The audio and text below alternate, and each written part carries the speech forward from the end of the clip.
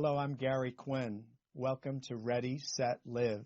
My guest today is Academy Award nominated actor Eric Roberts and his wife Eliza. Eric was nominated for a Golden Globe in King of the Gypsies. Eric received another nomination with a Golden Globe and an Academy Award nomination for Runaway Train. Today, my both guests are here via Zoom. Welcome, Eric and Eliza. Hi, Gary. How are you guys going through this COVID-19 quarantine situation together?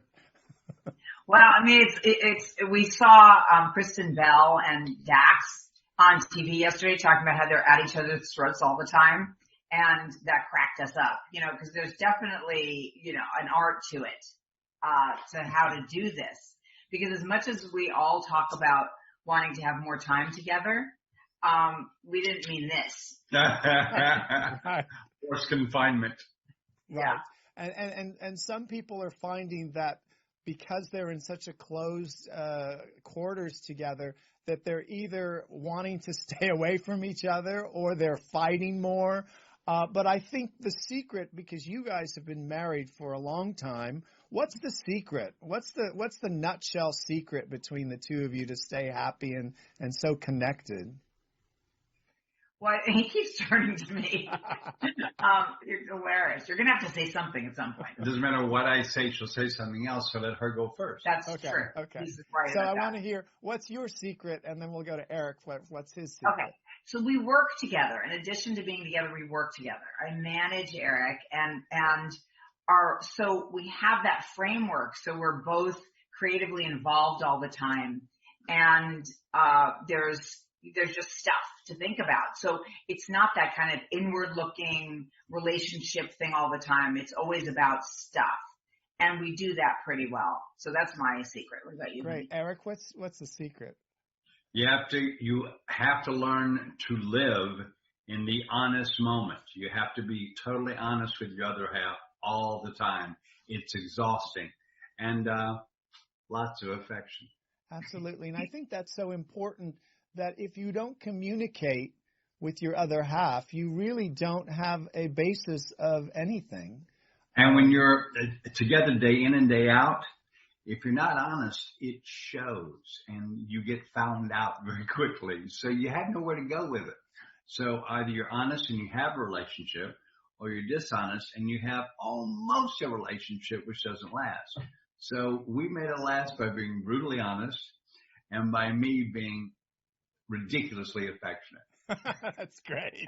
No, I think also when people define the word love, I think love between, husband and wife is more than just a physical. It becomes more of, and I think the basis of a great relationship is to be a friend first, and also that you guys work together, which is brilliant. I mean, that's amazing.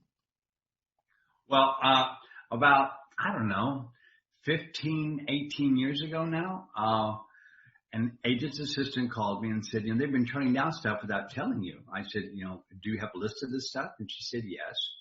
And we looked it all up. It was all true. It was all a lot of money. So I came home that day and I said, I have to make you the boss. I'm going to fire the agency.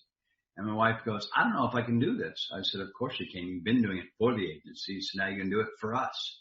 And so she kind of begrudgingly said okay, but then became great at it. And then we saw the world for free working. Excellent. And have had just fun.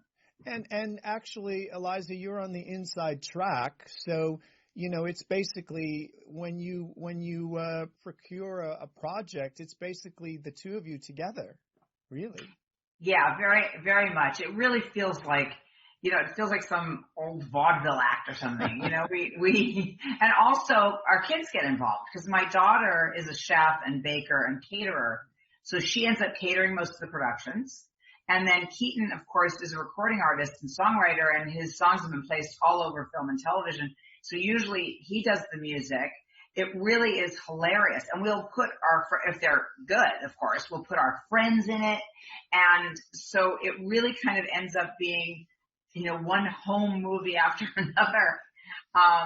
And in fact, one of my favorite projects ever is Stop By My Doctor series I've been doing.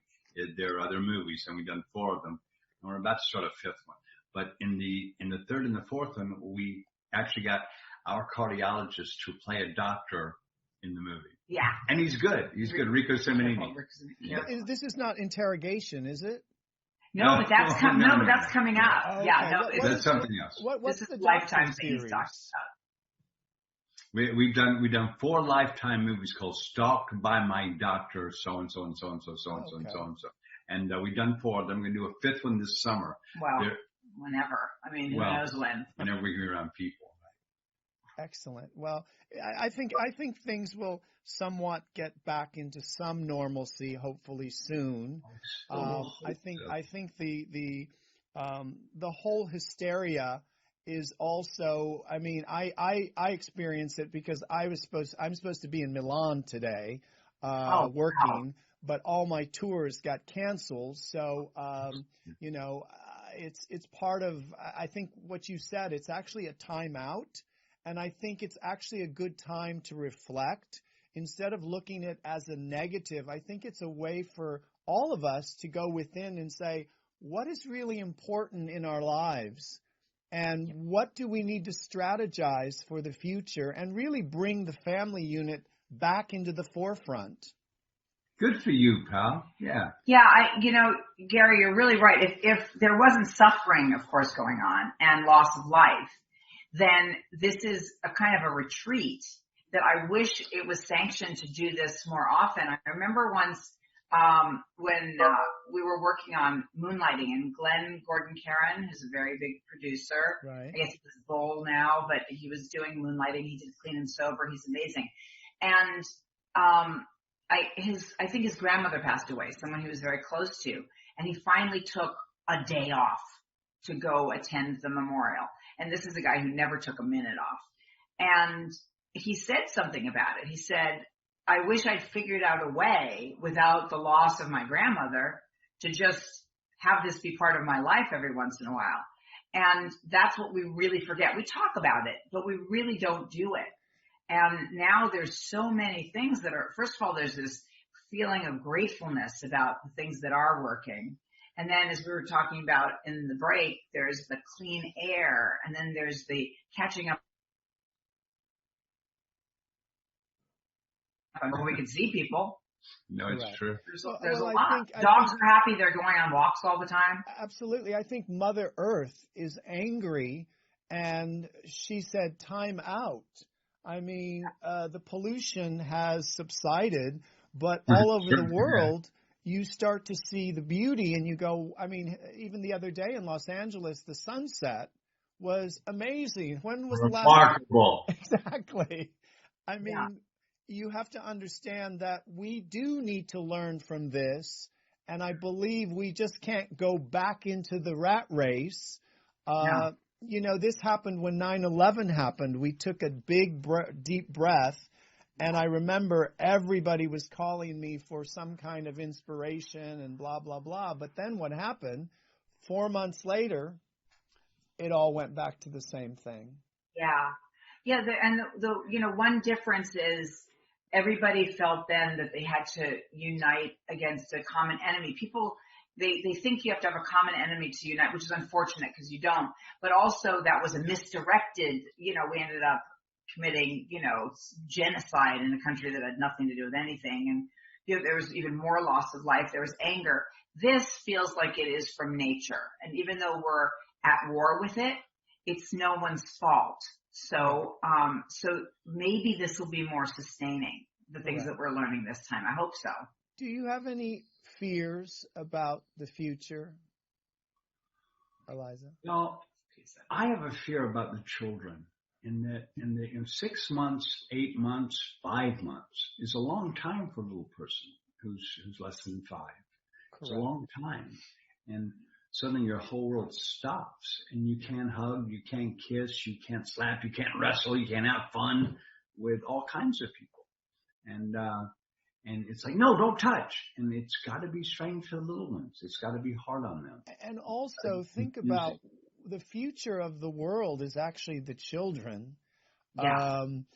what kind of blueprint are we leaving with this mass power of destruction of the planet?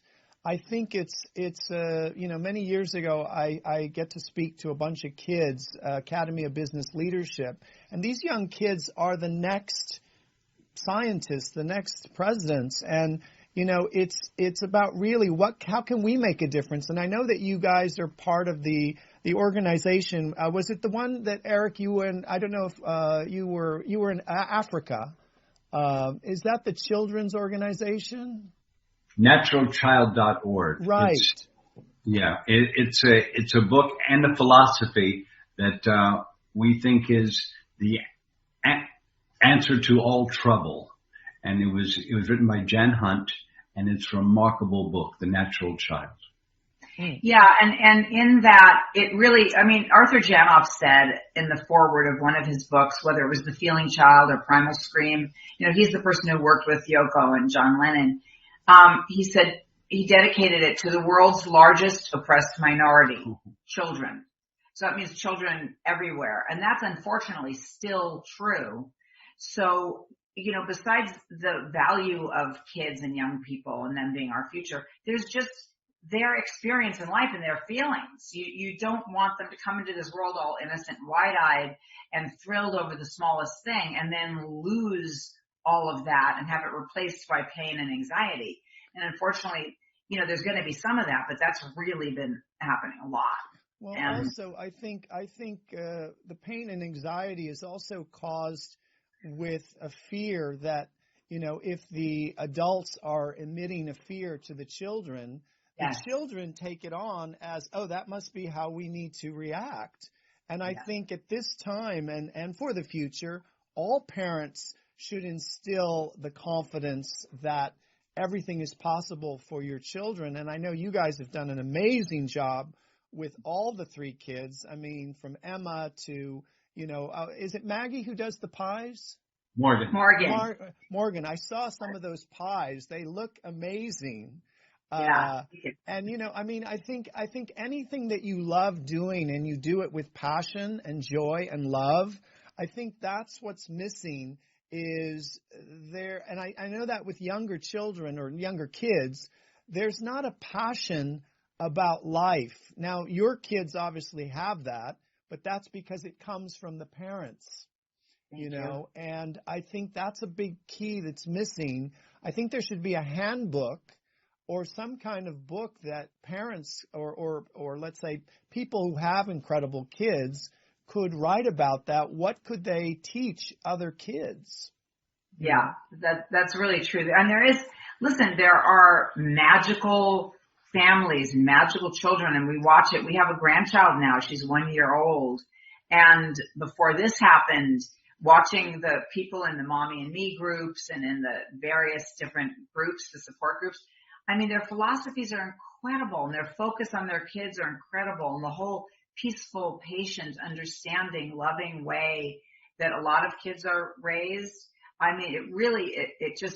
It just breaks your heart in the best way. It's really, really good. And hopefully, we'll get back to that when everybody's allowed to communicate with each other. It is very weird to not be able to pick Georgia up and hold her in our arms. Horrible. But we did FaceTime with her yesterday. She was kind of interested in us, but she was really interested in FaceTiming with the cats. With the cats, yeah. When we put their picture on her screen, she was thrilled. There's a cat. No, she was really So everyone should try that. Yeah. Animal to child FaceTime is really. Think about it. Even for actors, for the future, basically I can't touch you. How could you do a scene? I'm over here. I'm ice. I can't really touch you or kiss you in the scene. Yet the director says you're supposed to kiss that person or touch them. There's a lot of, Eric, what you said about the not touching, not being able to hug anymore.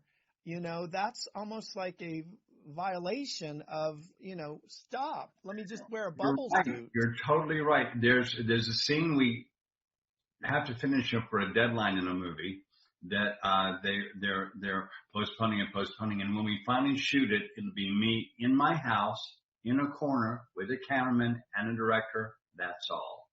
And I'll say my dialogue. and that'll be my part of the scene. And then they can, let's shoot the other part of the scene with the other actor.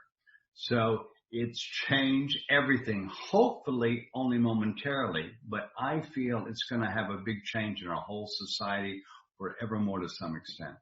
I think we're stuck with the understanding that we can all get very sick very quickly if we're not careful. And it's going to change our way of life.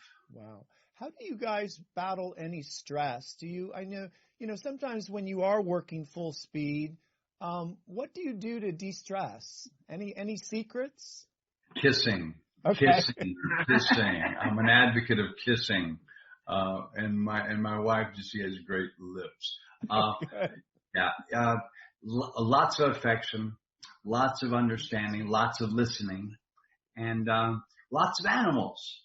Animals are a wonderful thing to have around, and we have a squirrel sanctuary, so we always have a little person, someone running in and out of the house, and we have all kinds of creatures here. So it's responsibility, and it's also just a good feeling to have them around, to have them say hi, good morning, Dad, Mom, How did you both meet? What was the first encounter? We met on an airplane. I had just flown in from Rome to JFK. I was handed a script at the airport. I was told I had to read it on the plane because when I landed at LAX, I had to say, yes, I would do it. They would have their financing, or no, I wouldn't, and they wouldn't. So it had to be an answer when I get there. So read this on the plane. Okay. It's a private airline called the MGM Grand. I'm on it. Beautiful little cubicle. And next to me is this gorgeous redhead with a script. Oh no, an actor, I think. But I don't really say anything. Hi, how are you? Just hi, how are you? And we close our scripts at the same time. Just got finished about 2 hours in the flight. Close our scripts at the same moment. So we kind of have to talk. Who wrote that? Who wrote that? Blah, blah, blah. Who's your favorite screenwriter? She says. I said, one guy, David Rayfield. He wrote 3 Days of a Condor, Out of Africa, The Way We Were, The Firm, blah, blah, blah. She goes, I know. He's my father. I love it. So that was our first conversation. Who knew? But isn't it great how the synchronicity of everything is I really believe that, when there's the match that's supposed to be made, it happens without you actually doing anything. Being present, being in the moment, you could have chose not to speak with her, but you did. And that's the magic, I think, of the connection of the vibration of love is really, it's like a magnet. Obviously you both were emitting some vibration. And Eliza, were you attracted to him, or was there a vibe that you kind of were like, oh, I know who he is? Well, it was really funny because the year before the Oscars, right, was when my father, where his movie Out of Africa won a couple of Oscars, and that was the same year that Eric was nominated. And I was an actress and a casting director at the time, so it was my job to be aware of Eric. But the only movies that I like to see are romantic comedies, and he had never done one. Uh-huh. So I actually secretly had never actually seen his work. I was familiar with who he was. I knew right away who he was. But I didn't, and I knew he was great, and I knew he was by reputation great. And somehow it just gets to you, you know that it's there. But I can't actually say that I'd really seen anything. But what happened on MGM Grand, usually everybody's in the business anyway on that airline. But for one thing, I thought Eric was gay. I mean, he was so beautiful and so sensitive, and he also had a cat on his lap in a carrier, and that was before you could really bring animals on planes into the cabin. It was a kitten, a chick magnet. Well, and the cat's name was Tender, and I was like, well, that's a confirmation right there. So, and then he was friendly, much friendlier than the characters he played. Careful, because what's rocking this week. So much friendlier, and so I was very comfortable. We could be really friendly. He was just some gay guy. So that was like, sitting down next to a woman and just bonding and talking and stuff. So I didn't understand why he asked for my phone number, but that was fine. But the story gets better. Okay. Then a jump cut. I get off the plane and I decide I'm going to call her because I decided, you know what? I'm going to make a move. I call her And a man answers the phone with a very deep voice. Hello? I think, oh, it's the boyfriend, No. So I said, can I speak to Eliza? May I ask who's calling? Tell her it's Eric. Okay, just a minute. He goes away. Now the conversation happened, I found out 25 years later, and here's what it was. He tells me this. He says, so I go to Eliza and I say phone call. She goes, who is it? I say Eric. She goes, I don't know an Eric. We just met. He goes, it sounds like Eric Roberts. She goes, oh, I met him on the plane. Oh, yes. So she took the call. Had she not taken that call, I would not have called back. I'd have made my shot and it didn't hit. Okay, fine. But the guy who answered the phone was Jeffrey Dean Morgan, and he was crashing on her couch because he was so broke he couldn't afford rent. I love it. Yeah. I love it. So he could have actually said, she's not here. My wife. Wait, what did you say, Gary? No, he could have actually said, oh, yeah, I'll give her the message and never given her the message. Exactly. Yeah, that's true. But no.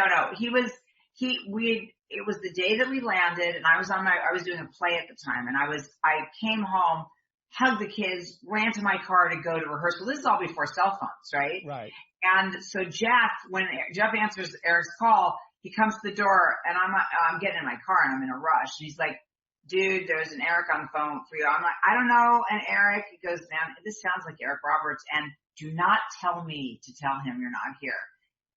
I'm scared.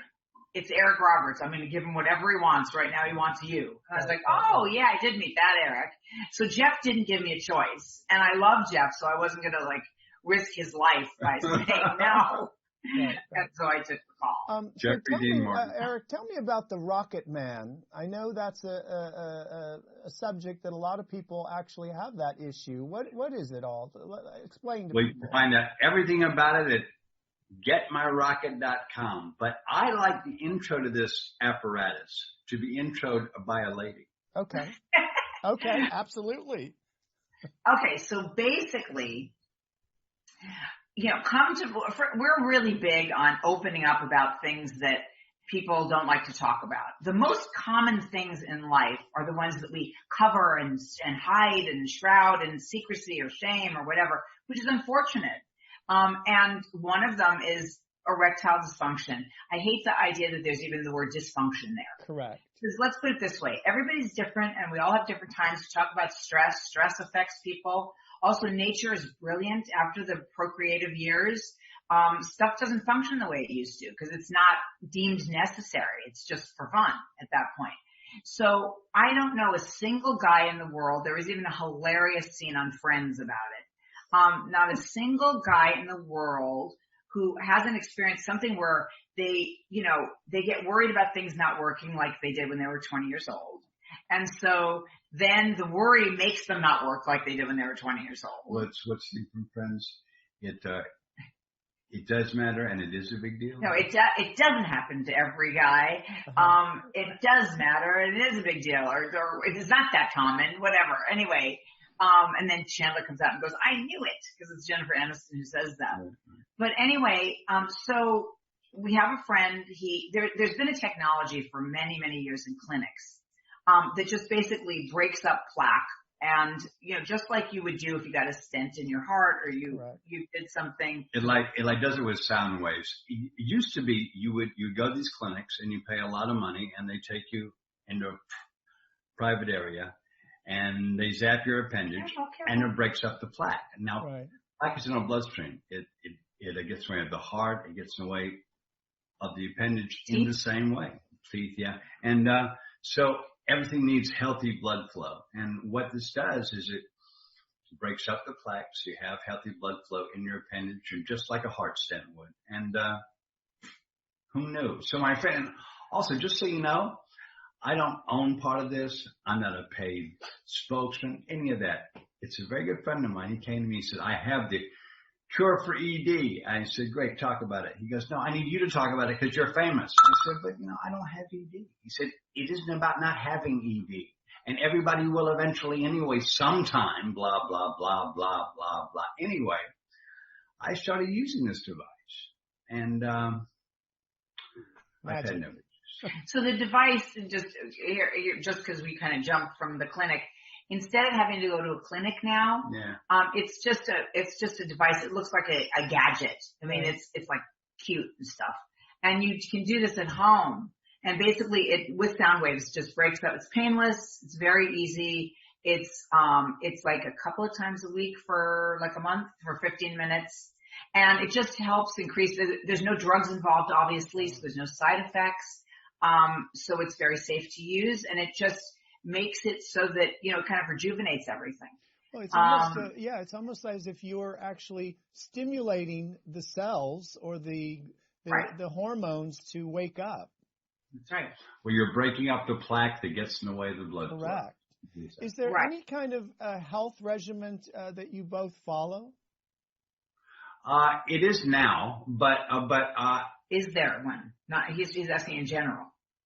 Yeah, I mean, are you vegan? Do you not do dairy? My wife is vegan. I am not. Okay. I don't eat beef. I will eat an occasional chicken, an occasional fish, but every time I do, I'm told, you know, that was a living beast one time, Eric. That was a living being one time. So I'm always made to feel bad about it.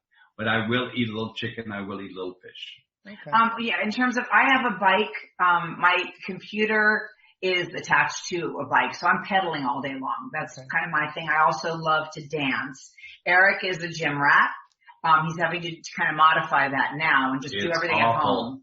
Just do everything at home and a lot of walks. We, you know, when we're in New York, we're kind of fit because you never take any transportation. You don't, you know, next thing you know, you've walked 15 miles and you didn't even notice it.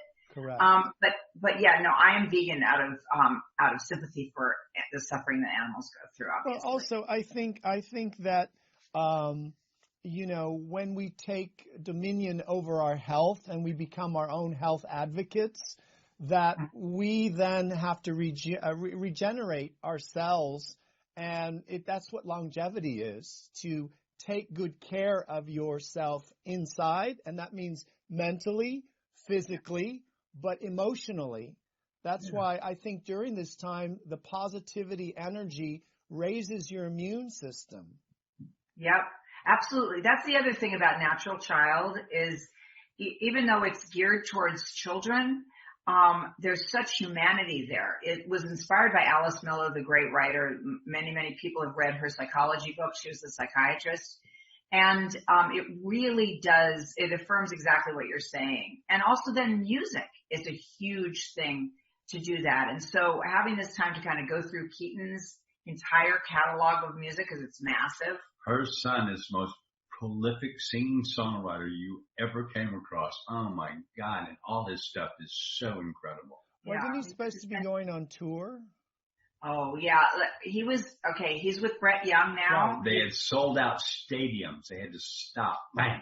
Stop dead. All over the U.S. and all over the world. They were in Europe when this happened, so they'd done half their dates. Right. They'd done Amsterdam and Berlin, but they then were scheduled to do they were doing Scandinavia and the UK and Scotland and everywhere, and they sent them home. You know, it was interesting to watch this happen where at first it was like, wait, you canceled South by Southwest and you canceled Stagecoach and you canceled half the tour and fans were distraught and you felt like, was this an overreaction? And then, you know, as you know, each day the news is, there's something new. I know. But yeah, he is a touring musician and an artist and, this has been a change, but you know, for writers, whether you're a songwriter or any kind of writer, it's kind of amazing. There's a lot of productivity going on. Absolutely. At my website, ericrobertsactor.com, there's a link, Keaton Simons. Go visit us both. Oh, excellent. I will have to listen to his music. Eric, who would you want to, in this lifetime still, that you haven't worked with, that would be sort of a dream actor that you'd say, oh my God, I would really love to work with this person? There's lots of actresses I want to work with. As far as a man, I really Or it could be actress. Who would be the actresses that you'd like to work with? I really want to work with Soderbergh. I'm dying to work with Soderbergh. And okay, the actresses. Okay, go ahead. Go ahead. Joan Cusack. Joan Cusack is my number one. Okay. And then there's a lot of actors. There's also John Cusack. Well, Cusack John is really talented. Oh gosh, so many. Tom Hanks. I mean, there's a whole bunch of people. When you stop naming actors, so you always leave out three. can't. Correct. Yeah, Correct. gosh, there's a lot of Yeah. people. Yeah. Well, I think many years ago, I worked with Seal and various people over the years. And, sometimes when you put the intention of who you want to work with or what you want to create, you're putting out whether it's the laws of attraction or faith or even, an energy that surpasses where you are in your life, you attract that to you. So what I would do is I would just put those actresses, Eric, and just say it's almost like this is who I want to be working with, and basically start having a conversation with them on the wall. You put a picture of them and say, I really love that scene that we're in, because your subconscious doesn't know any better. And I think this is the time when people need to strategize. What do they want for the future? What do they want to feel like? What do they want to create? What do they want to manifest? So I think using this time at home is a great way to strategize. Well, Joan and John Cusack, I love you. Okay. So let's put an intention. You will be working with them in the next 12 months somewhere. Thank you, sir. So that's our intention. The three of us, it's almost like the power of prayer. When you put out an intention, the energy goes out strong 20-fold. So let's put that Eric is working with John and Joan Cusack within the next 12 months, and so it is. Boom. Great, I love it. Good. The other thing, who I know your son inspires you musically. Who else inspires you both musically? Well, certainly Brett Young, who Keaton plays with, but then there's people that we've loved through the years, the Beatles, the Rolling Stones, the Allman Brothers, blah blah. Yeah, blah, Joni Mitchell. Yeah. There have been. Gosh, it really is a pretty big list because we're so involved in music. Well, I want to ask you the same question, actually. But my favorite singing, songwriting, guitar player above everybody living right now is a guy named Keaton Simons. He's from hardcore. He really does mean it. We have to. We'll go to Lori Duvall and send you a Dropbox. Okay, excellent.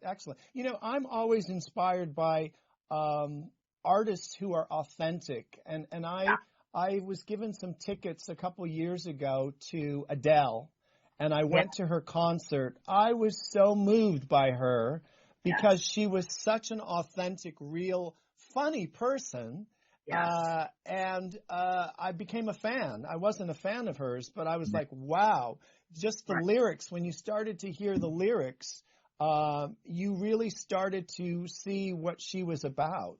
And what's great about Adele, you're going to love Keaton, Gary. You really are, because there's really, people draw similarities between the two of them all the time. And he's actually covered some of her stuff, and he loves her. What's great about Adele is many things, but one thing is she's not, she doesn't consider herself to be the most comfortable live performer. She gets nervous and she screws up. And then she stops and starts again, and it's fantastic because it really shows you how all this works. We've all seen her stop in the middle of a major live show and go, no, wait, that was trash. We love and that. I mean, God bless her for that. It's fantastic. Yes. And then seeing her be so nervous, she's like, I'm so nervous, I'm going to burst into tears. It's just that vulnerability, and yet she's so amazing. So she doesn't experience herself the way that we do on the outside. And so then you get to take a little peek and realize there's that thing never ends. I mean, Eric's done a million music videos with major, major artists. When we were doing the one with Rihanna, she was, stressing the whole time about what her next song was going to be. I mean, she might as well have been just starting out. Nothing changes. And, Chris Cornell took Keaton on tour with him after we introduced their music. After we met, He just fell completely in love with Keaton. Chris Cornell, same thing. He was still just paying his dues. And there's something just authentic about that in and of itself, right? Because I think, Eric, you have to have a book. you guys have to start working on your autobiography. We are working on it. It's a good idea. Because I think the stories that you have would be amazing to share with people. I mean, I think that's what I love to hear stories, the backstories of everything that you experience through your eyes, experiencing that situation. Yeah. It's been a lot of fun, pal. You know, when you start talking about books, I start like plodding through my memory real quick. I have had the nicest life, and especially since I got married, I've had the nicest life, and I just really appreciate it. You know? Well, I think appreciating what we have is grateful and greatness. And, you know, we go through chunks of our life that maybe you might have said, oh, my 20s weren't so great.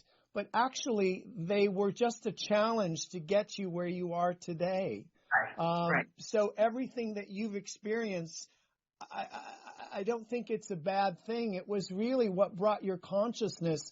But look at the end result where you are today. You both are in bliss, and I think that's what people are missing today.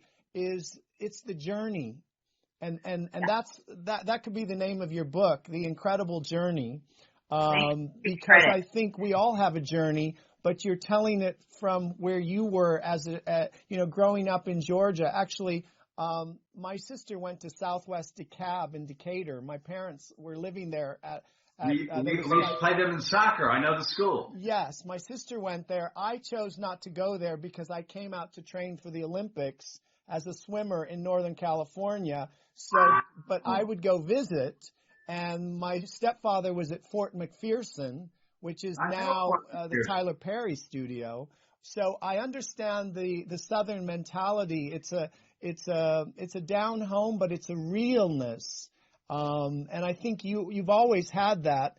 And I think that's what makes you special, because I remember even when I ran into you at Save-On, there was a light around you. And I think that's what people are missing. We all have a light. Eliza has a light. Lori has a light. I think we have to turn the lights on and really glow. And when you glow, you flow. And it's really, lovely image. It's really living that 24/7 is the secret. And that's what life is about. Yes, there are challenges, but those challenges that you've had, Eric, and even Eliza, your challenges, they're all part of the bigger picture of where we're evolving. So I would love to christen your book. I think that would be a bestseller, and the stories of the acting, I think even when I work, and when you're in overseas in different countries, people are fascinated with Hollywood. They're fascinated with the whole actors and stories, and it's amazing to be part of it. So both of you are really the king and the queen. Thank you. I mean, you're right about behind the scenes stuff. We get in trouble a lot because these days, because of social media, when you do a production, remember those? But when you do a production, they always ask you not to post anything. I mean, all people want to do is they want to take pictures of Video Village, of the monitor. They want to, tell the stories. And we get really excited when they finally give permission, because we know that the stuff that for us is just fun. Correct. We know it means so much to people who might not have that opportunity to see what goes. First of all, there's always so much more laughter on a dramatic set than there is on a comedic set, because comedy is dead serious. You're trying to make sure the jokes work, and everybody's very intense about it. Whereas the more dramatic the piece, it seems, the more people are cracking each other up. Sure. And it's fun to share that with audiences. And people do want to know kind of the secret of, how did you get here? When did you stumble? What do you regret? We are working on a book. The thing that's rough is the pressure to tell stories that, that I guess people feel they want to be interested in them, but they were like super personal, have kind of nothing to do with anything. It would be like walking up to a stranger on the street and just saying, tell me about, your parents' entire personalities. You're kind of like, wait, why? So trying to start a book with the chapters that, at least from age 10 up, let's say. I mean, do we have to really go so far back? So we're very glad that you said that you think it would be a bestseller just based on stuff that really we'd love to share. Yeah. Well, yeah, I think you should just there also add nuggets of wisdom that you learned from that experience being on that set, or even what you recognized working on Batman. What was that experience? Right. Just little nuggets of wisdom. It doesn't have to be. I know a lot of people like The Dirt and all of this stuff, but it doesn't have to be that. I think people are just fascinated with, wow, you were on the set with this director or this actual movie that was worldwide. Right. Especially when you don't know it's going to be worldwide. Like I was in Animal House. There's no way we thought that movie was going to even get finished. In fact, the youngest cast member was her son, who was yet to be born. Yeah, I was pregnant with Keaton when I did Animal House. Yeah. And now he tours with Otis Day and the Knights. It was so funny. Great? But they covered me up with a poncho and stuff. And I was a kid myself. I was young and she was I was 24. pregnant. And so, those little stories, but that movie, John Landis kept saying to us, everybody loves the rushes, the dailies. And you always hear that. You're like, sure. I mean, this movie, nobody was getting paid anything and we were all there the whole time and we were improvising a lot. So we thought we were the only people on earth who were going to think it was funny. And I mean, we were shocked. Right. And then for Batman, I remember one day, being in Chicago, we had a fake name. It was called Rory's First Kiss. And all pages were red, so they couldn't be Xeroxed or faxed. And of course we were in Chicago and, everybody knew Rory's First Kiss was Dark Knight. I mean, crowds would form. Everybody knew. On the street, you pass people, hey, Rory's First Kiss, Batman. Yeah, totally. But there was one day that it was a full cast day. A lot of days are not. We were shooting at a courthouse and I looked around at the chairs and literally everyone was there. That day, everyone was there. And people were just sitting around and people would get up occasionally to go to craft service and they'd be like, hey, anybody want anything? And you don't think about it. And then you stop. It happened to each of us. You stop and you go, hold on a second. So I'm just sitting here hanging, grabbing a glass of water or whatever for Gary Oldman, Christian Bale, Aaron Eckhart, Maggie Gyllenhaal, Eric Roberts, who I'm sure, obviously I'm leaving out incredible people, Michael Caine, right? And you stop and you have to kind of be like, oh my God, it's kind of amazing. Because what is it about people that makes them special? Obviously it's just the accomplishment and like you said, that light, that energy that comes from all those people that I just mentioned. It's like a slice of history. Yeah. Totally. Yeah. And when you hang out with Michael Caine, you've got it all. We'll work with him again. Oh, yeah, he's great. I met him once in London. Amazing man. Amazing and incredible. What kind of advice, Eric, would you give for a young actor or actress starting to get into the business, of your words of wisdom that you would say, I've learned this being in the business. Here's what I would suggest as a nugget of wisdom for them. Well, as a blanket rule of thumb, you must treat everybody like they're going to be your boss next week, because they might be. Yeah, that's a good one. And I also think these days that you can do so much yourself. You can join Actors Access and submit yourself. You can pick up your phone and make a film. It doesn't matter the length anymore. You can write fragments of things that later you can develop into something. You can start with the music first and then you can start with the title first and then build something around it. So I think our advice is a lot, just do it. Just do it. Just exactly. do it. Well, you did a great job. I mean, Emma has just gone on to do amazing things. Do you watch American Horror Story? Yes. Is she great in that? She's amazing. And I think with young performers these days, when they have parents who are really special, they take a piece of that. Not all of them, but I think it's also something that you both have instilled within those kids. That's awfully nice to say. I would love to take credit, but I don't think, my daughter has heard a word I've ever said, which is fine. Well, She's watched you and stuff. I think the way that you can be the most inspiring if you're an artist and your kids are artists is just, it's what you don't do. It's not stopping them. That's the thing. Cause you talked about fear earlier. We've all, been knocked down many times as artists. I mean, everybody has in any field. And some parents allow that fear, because the last thing they want is that for their children, to, encourage them to block those desires in their kids. You really can't do that. You got to instead nurture it, have compassion for it, and just be open and be there for support. The most important ingredient in an artistic life is courage. Yeah. So you have to always instill courage and always support it. absolutely. And sometimes people read courage as ego, or they sometimes read it as overconfident. But I think courage is it's a balance of, I have to be strong, but I also have to be, like you said, Eric, you don't know if they're going to be your boss next week. It's gratitude, but manners. I think Common courtesy is a big deal. Yeah, and I think older Hollywood was given the set of manners where there was integrity, and it wasn't so much of, oh, well, I'm going to have 20 managers or 30 agents. Jack Nicholson had his agent forever. Andy Bressler. That's it. It was the one guy and a lawyer. That was it.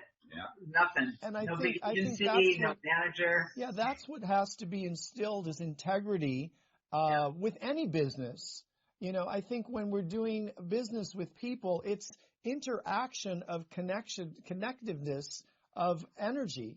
So it's an energy, it's a cause and effect. If I'm giving you something, I expect the energy to be equal, to be in that consciousness, Right. If you guys could go back into history and speak to someone not living, who would it be, and what would you say, what would you ask them?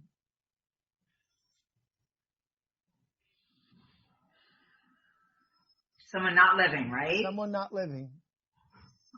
You want to think about it a minute and I'll say one, or just, because he's a history buff, so. You go ahead. Okay, but you have to answer this one. I will. All right. Well, I have a couple answers to that. I've never thought about it before, but you just presented it. So, one thing I would do is I would love to introduce Julia Child to my daughter, because my daughter's a chef and has been since she was a little girl. And I would love for them to cook a bunch of vegan things together. And I would love to have introduced Keaton and his music to John Lennon. Keaton was too young to be doing music when John Lennon died. But if we could go back, I would have loved to have made that connection.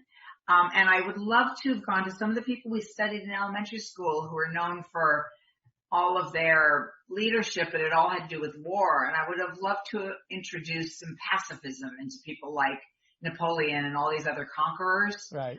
Because I don't believe in war, right. And I think that would have been a big improvement. That's her. Okay, that's me. Eric, who would you speak to? One of two people. They're both entertainers, but very different. I would either want to be Nureyev, okay, or I would want to be Wild Bill Hickok. Okay. Because how they both crossed over in times in history that was very rough, and then got very welcoming to them both. But it was very hard at first for both of them. But they both conquered their whole worlds, and they are both incredible talents. So Gary said, what would you say to them? What I say to them? Yeah, but that's very cool what you said, but what would you say to them? About what? Anything. Yeah. Oh, wow. You can even ask them a question. Or Wild Bill. I think I would ask Nureyev about is the Western world all we think it is from his point of view? Right. And then for Wild Bill, I would